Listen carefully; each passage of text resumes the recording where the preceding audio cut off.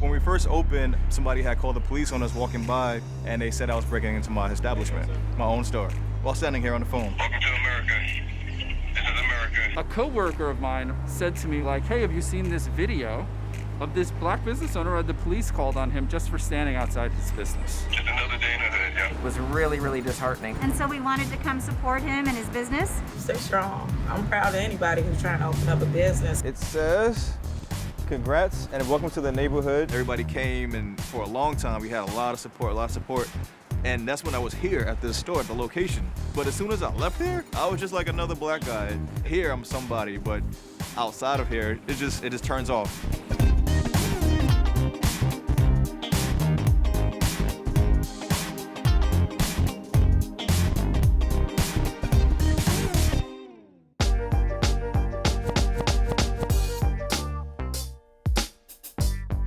So we're on a family walk right now. We're gonna go to San Francisco. I love San Francisco as a place to live. It goes and Golden Gate Bridge right there. Being from New York though, I will say that I wish it was more diverse. There's not a lot of black people here in San Francisco.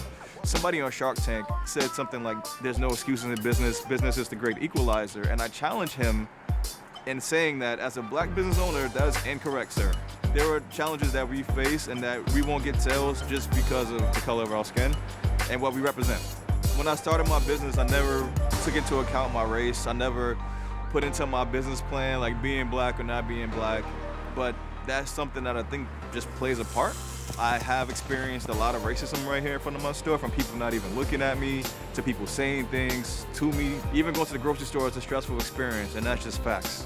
The Walgreens up here, right down the block from my house, I walk in there at night with my bubble coat on, and you can see it in their face, they were scared. It was like maybe 9 o'clock at night, and they were scared of me because I was a black man walking in the store with a bubble coat on.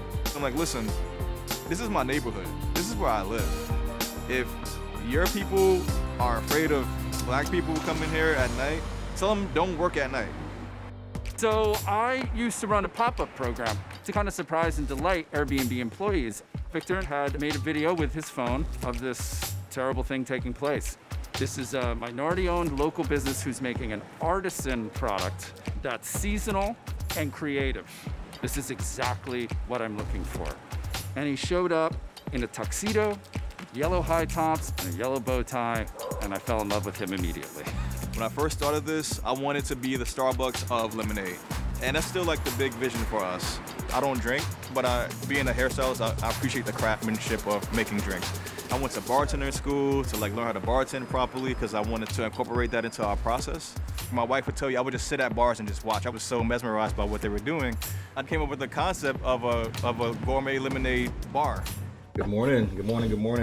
We have a photo shoot today featuring Gourmonade, and it's going to be wedding focused. We're actually setting up right now and everything, so give you a little behind the scenes action what's going on. So these are our beautiful raspberries that we have here for the photo shoot. Our concept is like a gourmet lemonade bartender doing the white glove service. We'll have on bow ties and white dress shirts, and we'll shake it and pour it. This photo shoot is going to be to market mini weddings because of COVID-19. It's called Mini Weddings, and mini weddings will be a way for people to still be able to celebrate safely by having a limited amount of people come. My name is Christine, and I'm from Wedding Boss, and this is Nina. Hello, I'm with Candy Queen. Take a look at the chocolate-covered strawberries that Nina made, and this wonderful lemonade. This is a great option to have gourmet lemonade on a wedding day, especially for a wedding that doesn't want to include alcohol, or also include a non-alcoholic option for their guests. We're gonna go take a look at the not wedding cake. Things are done on a smaller scale, and so instead of like a full-blown wedding cake, you might have,